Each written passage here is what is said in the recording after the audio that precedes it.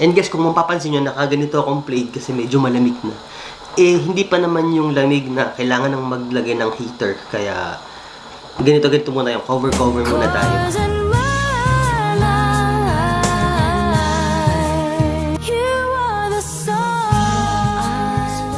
Okay guys. I decided na mag-vlog kasi wala lang. Ma-share ko lang sa inyo. Wala pa si Mark. Anong oras na ba? Titingnan nyo is mag-8 o'clock na and mag-isa lang ako dito sa bahay. Pag mga ganitong oras, wala pa si Mark kasi si Mark minsan umaga, minsan panggabi, gano'n ang ano niya. Gano'n ang turno niya or shift. Magluluto ako ng spaghetti dahil actually nakabalot tong ganito kasi kasi isa to sa mga labis na na spaghetti ni Mark na ipapadala dapat sa Pilipinas. Kasi yun ang business ni Mark, nagpapadala siya sa Pilipinas ng mga olive oil or apple cider, balsamic vinegar. Kumukulo naman kaya ilagay na natin itong spaghetti. Tapos nakalagay al dente siya in 11 minutes. Parang libro lang niya no. Nabasa nyo ba yun? Yung book ni Paulo Coelho, 11 minutes. I suggest basahin nyo yun, maganda yun. One of the nice books that I read. So, sabi nila, para daw matansya mo kung ilan yung kakainin mo, parang isang ganito, isang plato, parang gano'n. Isang tao. So, isa, tapos, dalawa, tapos, tatlo. Siguro pwede na daw, no? Lagyan natin kaunti.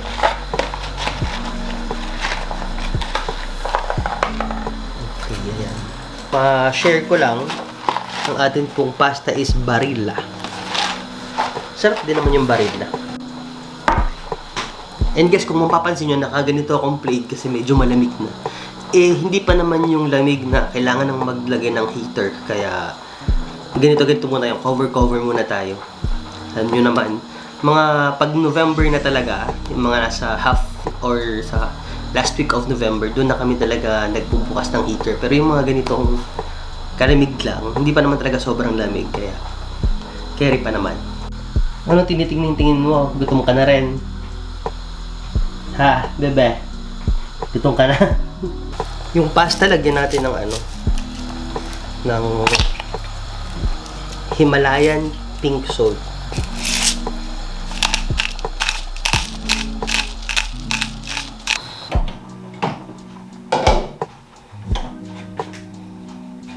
Okay na.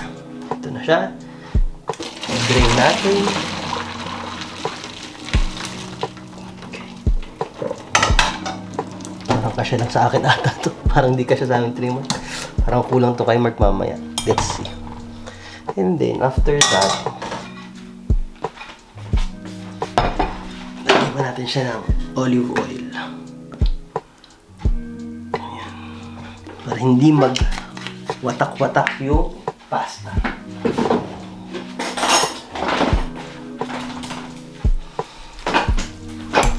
Spaghetti. Pero guys, actually, yung kakainin ko lang, ganito lang. Nalagyan ko lang siya ng tuna sa ibabaw. Tapos ito na yung kakainin ko, promise. Kasi ilang days na kaming laps ng prito, kung ano-ano parang nakakasawa na rin naman yung mga ganyang prito. Kaya ganito muna tayo. Spaghetti. Yan. Medyo malaki yung mga spaghetti. Malaki pala yung number 7. Sakto lang. Tanggalin muna natin yan. Okay. Tapos, lagyan natin siya ng spaghetti ng tuna. It's up to you kung ilalagay nyo yung oil. Sa akin, ilalagay ko para may lasa rin. Sayang din yung lasa, di ba? Ayan. Sarap. Nasa inyo na ako, ilalahat nyo kung gaano karami yung gusto nyo. Sarap naman siya, guys. So, lagyan natin siya ng konting paminta. Para medyo may taste. May taste. Hindi, masarap naman talaga yung may paminta. Kasi tayo ay paminta. Char! Char lang. Paminta. Tapos konti lang na Himalayan pink salt. Para lang may lasa. And voila! Ready na ang dinner natin. Tara, kain muna tayo. Okay, so tapos na. Kaya hugas-hugas tayo ngayon ng mga plato. Ay. Ganito lang naman ang gawain ko pag si Mark hindi pa dumarating. Siyempre wala naman ako ibang choice. Wala naman kasama dito sa bahay. Or nasa computer. Or nasa cellphone.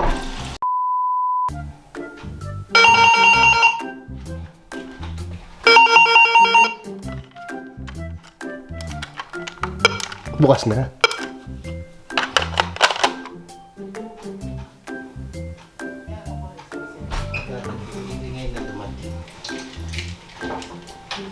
Hello. How's work? Say hi to my vlog. Hey, vlog. Say hi to my vlog. Oh, dabati ka talaga ng anak mo, ha? Ako hindi ako binabati niyan. Siya lang ang binabati pag dumadating. Try ko bukas, papakita ko sa kayo hindi bumabati ng ganyan. Guys, actually ganito kami sa gabi ni Mark. Ako, ayan! Sorry naman. Nahulog. Ako is, andito ako sa aking laptop kasi I'm working on my vlog. Tapos, si Mark naman, guys, ito ang ginagawa ko. Yan. Nanonood yan ng TV. Wala na siya actually mapanood sa Netflix. Lahat na panood niya na. Promise. Hindi. Yung mga Korean, hindi mo pa napapanood. Pero yung mga anime, yung mga horror sa Netflix, wala na. Ubus na.